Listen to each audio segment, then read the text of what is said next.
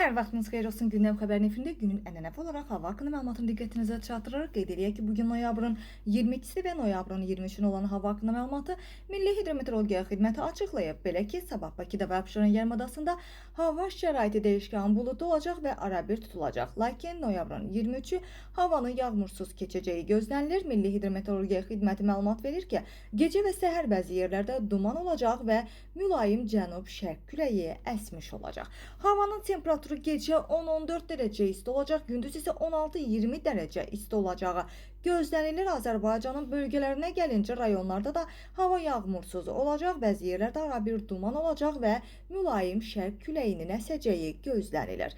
Havanın temperaturuna gəlincə gecə 4-9 dərəcə isti, gündüz isə 17-21 dərəcə isti olacaq. Dağlarda isə gecə 1-6 dərəcə isti, gündüz isə dağlarda 12-17 dərəcə isti olacağı proqnozlaşdırılır.